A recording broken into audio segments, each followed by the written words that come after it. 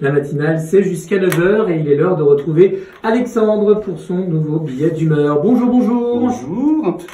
Comment le patron des En Marche expliquait le début de la Fashion Week des Gilets jaunes? C'est le fait d'avoir probablement été trop intelligent, trop subtil, trop technique dans les mesures de pouvoir d'achat. Vous avez bien entendu, le gouvernement a été trop subtil, trop intelligent dans la conduite de ses réformes. Traduction, le peuple est trop con pour comprendre ce qu'on lui impose. Peut-être. Mais Gilles Legendre a oublié une donnée fondamentale. Le peuple, par définition, qu'il soit gilet jaune ou foulard mauve-orange à pois vert, n'est jamais content. En 1789, le peuple bouffait des cailloux et se torchait avec des ronces. Ça faisait plus de 1200 ans qu'il était sous la domination d'un roi, cet être suprême, entre Dieu et sa chaise percée.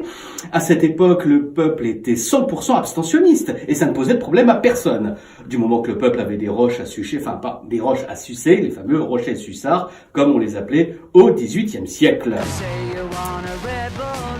Un jour que la baisse des gravats s'aggravait, que vinrent à manquer le silex des maçons, la pierre Richard et le roc voisine, les Parisiens sont allés crier famine sous la fenêtre du roi. « On n'a plus de cailloux, juste de la caillasse. Nos femmes font des calculs mais elles ne savent pas compter !»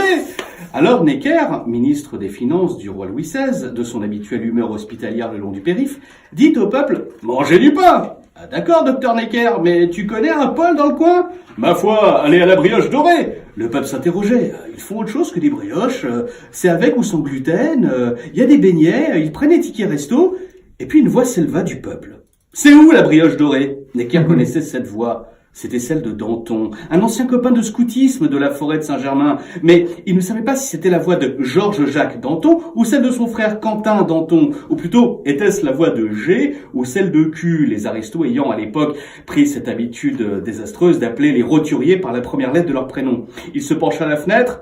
Qui ose s'adresser à moi de la sorte? C'est moi, Danton Quentin. Ah, c'est dans ton cul. Évidemment, personne ne comprit que ce n'était pas une insulte vers le peuple. C'était trop subtil, trop intelligent, mais c'est bien par cette parole malheureuse que commença la Révolution française et qui causa des maux de tête à Louis XVI. Alors, l'histoire nous enseigne que la chute des régimes est tantôt le fait du peuple qui a faim, tantôt d'opportunistes qui ont faim aussi, mais de pouvoir. Certains ont cru voir dans la crise des Gilets jaunes une tentative pour renverser la Ve République. C'est alors qu'une femme s'est levée, elle a pris un micro, elle a dit « Ah, je vais aller sur le plateau de Cyril Hanouna !»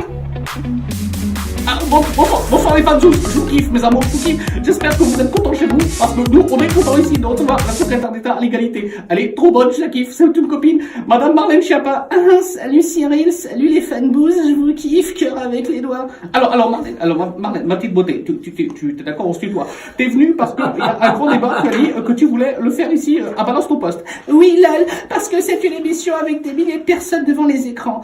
Peut-être il y a des hommes, il y a des femmes, il y a des homos, il y a les lesbiennes, il y a les gays, les transbis, des belles-mères, des chômeurs qui ne peuvent pas les débattre. Eh bien, c'est nous qui amenons débat sur un plateau dans leur vie de merde, sur un plateau. D'accord, super. Alors, mais avant de commencer, je propose que tu mettes ce superbe plat de nouilles dans le slip de Mathieu Delormeau. Ah, si c'est une façon de faire de la politique autrement, alors je le fais.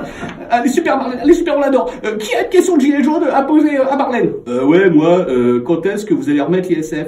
Alors non, c'est un engagement du gouvernement, pas de retour à l'ISF. Oh, coquet cache dans ta gueule de rasera de gilet jaune.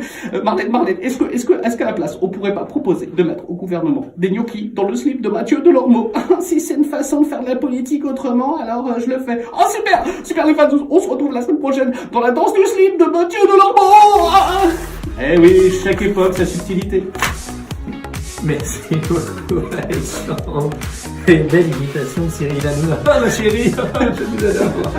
La matinale 7h40.